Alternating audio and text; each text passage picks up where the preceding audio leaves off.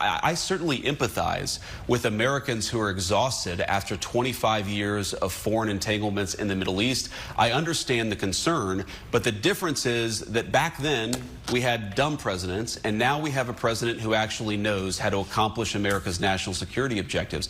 So this is not going to be some long, drawn-out thing. We've got in, we've done the job of setting their nuclear program back. We're going to now work to permanently dismantle that nuclear program over the coming years, and that is what the president has set out to do. J.D. Vance wants everyone to trust their war in the Middle East because now we don't have dumb presidents in charge. So yeah, that's it. That's his explanation to quell any fears of a generational conflict, especially since he's also claimed it's not going to be some long drawn-out thing on Sunday, when on Monday, the Israeli military attacked 6 airports in Iran as missile fire is being exchanged between the two countries. You know, kind of like in a war. What intelligence do you have that Iran is building a nuclear weapon? Your intelligence community has said they have no evidence that they are at this point. Well, then my intelligence community is wrong. Who in the intelligence community said that? Your director of national intelligence, Tulsi Gabbard. She's wrong. Mr. President, the Iranian foreign minister this afternoon said if the U.S. is serious about negotiations, that you would call up Israel and request that they stop their airstrikes. Will you make that request? Well, I think it's very hard to make that request right now. If somebody's winning, it's a little bit harder to do than if somebody's losing. But we're ready, willing, and able, and we've been speaking to Iran, and we'll see what happens. We'll see what happens. So he says he's both ready, willing, and able to call up Israel and tell them to stop. But it's also hard to do that because they're winning. Oh, and don't forget, this line of stupidity happened the day before Trump decided to openly ignore the intelligence and join Netanyahu in the war that he started with Iran. 20 years ago, you were skeptical of a Republican administration that attacked a Middle East country on the idea of questionable intelligence of weapons of mass destruction. How is this moment different with Iran? Well, there were no weapons of mass destruction. I never thought there were. And that was somewhat pre-nuclear. You know, there was a nuclear age, but nothing like it is today. And it looked like I'm right about the material that they've gathered already. And just like everything else he does with complete impunity, he justifies his WMD war by just saying, I didn't think it existed under W. Bush, but I do believe it exists in Iran, now that I'm doing the same damn thing. Actually, Bush at least had his intelligence officials lie to Congress about WMD. Trump just goes on Truth Social and declares it, while calling his intelligence officials a bunch of liars.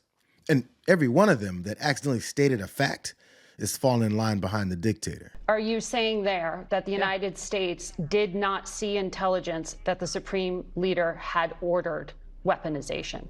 That's irrelevant. I see that question being asked in the media. That's an irrelevant question. No, they have but that is everything the they need key to build a point weapon. in U.S. intelligence assessments. You know that. No, it's not. Yes, it was. No, it's that not. The political decision had not been made. I know that better than you know that, and I know that that's not the case. But I'm asking you whether the order was given. And the people who say that, it doesn't matter if the order was given. They have everything they need to build nuclear weapons. Now, forget about intelligence. What the IAEA knows, they are enriching uranium well beyond anything you need for a civil nuclear program. So why would you enrich uranium at 60%? Right. If you don't intend to one day use it to take it to 90 and build a weapon? Right. Why are you developing ICBMs? Why do you have 8,000 short-range missiles and 2,000 to 3,000 long mid-range missiles that you continue to develop?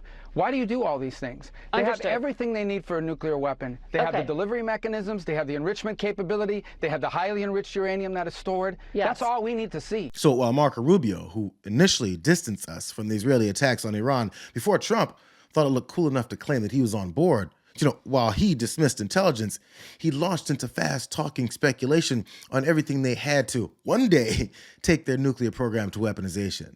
Because he knows that most people won't listen to thinking people, like radio host and author Scott Horton, break down the details of this administration's lies regarding Iran's nuclear capabilities. Watch. We had a deal in 2015 under which Iran exported every bit of their enriched uranium stockpile to France, who would then turn it into fuel rods and then ship it back to Iran to use in their reactor.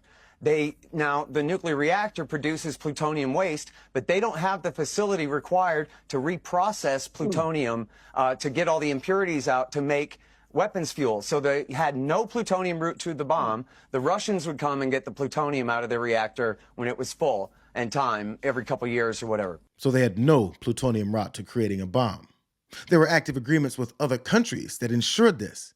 So he went on to dispel the warmongers' claims about their uranium, too. Now, their uranium route to the bomb, because they were exporting every bit of their enriched uranium out of the country, was they have this arbitrary timeline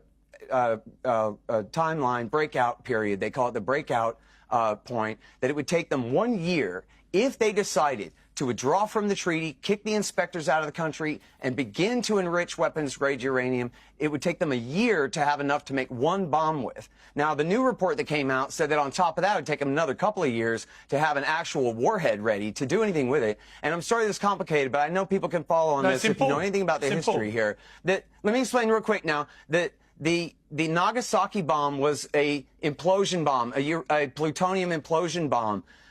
Which is the type of bomb that can be miniaturized and fit to a missile. But the Hiroshima bomb was a simple gun-type nuke, a uranium nuke, which is a humongous thing. Iran could never fit that on a missile or deliver it to Israel or the United States in a million years.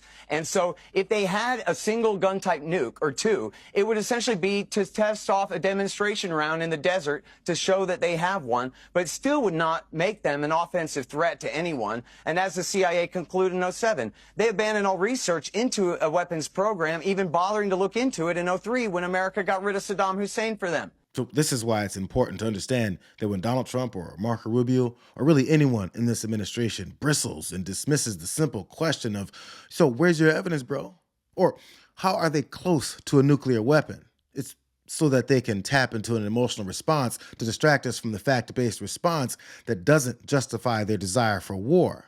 So keep watching and paying attention, because you'll see that not only are they dodging for the sake of fear-mongering, but they're also doing it to keep you from noticing that Trump set this all into motion years ago. Donald Trump left the treaty or the agreement in 2018. Now, Pierce, it's complicated, but according to the agreement, Iran is allowed to stop abiding by some of the restrictions in it if America breaks our side of the deal. They actually are still within the larger agreement, even while ceasing to abide by some parts of it. Now, that 60% enriched uranium stockpile that they built up is clearly, just as it was in the Obama years, is clearly simply a card to play in negotiations to deal away. That uranium is there to give up if they can get America to back down and lift the sanctions. That's all it is. If they wanted to make weapons-grade uranium, they could have made weapons-grade uranium. They weren't doing that. They're getting closer because it's a card to play in negotiations. And now and one last point, and then I swear I'll stop, and you made this point.